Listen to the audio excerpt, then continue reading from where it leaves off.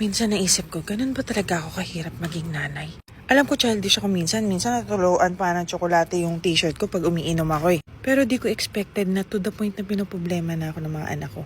Nag-uusap si Zoe at si Kuya JL, pinoproblema nila kung paano ako bibilan ng regalo sa Mother's Day. Nakaipon na daw yung dalawang ungas pero hindi nila alam paano sila tatakas bumili. Sabi ni Zoe, Kuya, what if gawin natin after ng school natin? Sabi ni JL, are you thinking? Alam mo naman na merong gadget si Mami. Hindi ko nasasabihin ko ano yung gadget for safety reasons pero nalalaman ko kasi kung nasan sila banda, san exact location, ganon. So hindi nga ni makakatakas. So isip yung dalawa, diba? Hirap na sila. Sabi ni Zoe, sa bagay, mawala lang tayo ng saglit, umiingay na yung bunganga ni Mami. Paano tayo makakabili ng regalo niyan? Kuya, may naisip ka ba? Sabi ni Kuya JL, what if perahin na lang natin, Swi? Sabi ni Zoe, hindi ka ba talaga nagtatanda? Naalala mo nung sumama yung loob ni Mami sa'yo? Kasi binigyan kanya ng baon a day before 500. Kinabukasan birthday niya, binalik mo yung 500, birthday gift mukha mo. Ano yun, recycle?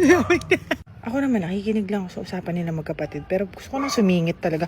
Hello, letter, tapos picture tayo together. Ako na bahala sa pagkain, ako nagagastos. Parang gusto ko namang alam na ganun. Pero hinahayaan ko lang silang pag-usap magkapatid. Kasi nag-i-enjoy din ako makichismis, di ba? Nung Mother's Day, binigyan ako ng perero niya ni Kuya JL. Sa sobrang ayokong kainin kasi precious for me, ang ending silang magkapatid din yung kumain. Parang di ba?